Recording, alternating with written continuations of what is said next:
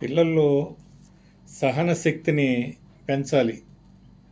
ఒక రకమైన sportsmen spirit అంటారు కదా, దాన్ని.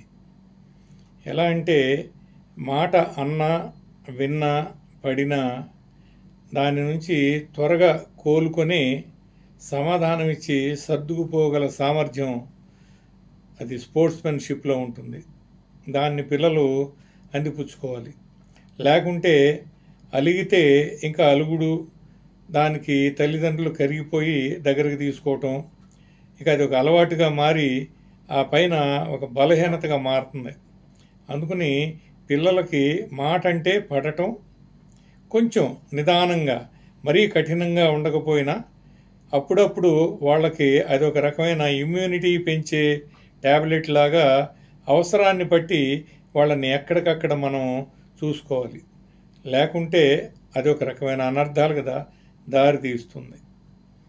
కొన్ని చోట్ల చూస్తూ ఉంటాం, ఆటలాడే పిల్లల్లో వాళ్ళు పక్కన వాళ్ళు ఏదన్నా పాయింట్ పోతేనో ఓడిపోతేనో కొంచెం కొద్దిగా ఇబ్బంది పడే విధంగా పిల్లల్ని, స్నేహితుల్ని కొద్దిగా చైడింగ్ చేస్తారు. అది చేసినప్పుడు కొంచెం ఫీల్ అయ్యి వెంటనే రికవర్ అవుతారు. అలా చేయగా అలవాటైపోయి అది మామూలు విషయంగానే ఉండి మాట వింటారు, అంటారు, సర్దుకుపోతారు. ఈ రకమైన లక్షణం ఉండాలి. పిల్లలు కనుక అలిగితే వాళ్ళని మనం ఒక కంట కనిపెడుతూ నాన్ బాదరింగ్గా ఏమి పట్టించుకోనట్లుగా విడిచేసి వెళ్ళిపోవాలి. వాళ్ళు నిదానంగా అటు ఇటు చూసుకుని దారికి వస్తారు. అలా కాకుండా బతిమలాడుతూ సాగదీస్తూ ఉంటే మరింతగా పెరిగిపోతుంది ఈ అలవాటు.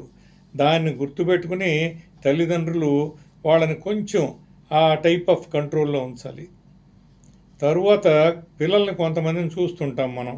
వాళ్ళు మాట గనక తిరస్కారానికి గురైతే, అంటే తిరస్కారాన్ని భరించలేరు, ఊహించలేరు, నష్టం జరుగుతుందేమోనని కూడా వాళ్ళు అప్సెట్ అవుతూ ఉంటారు.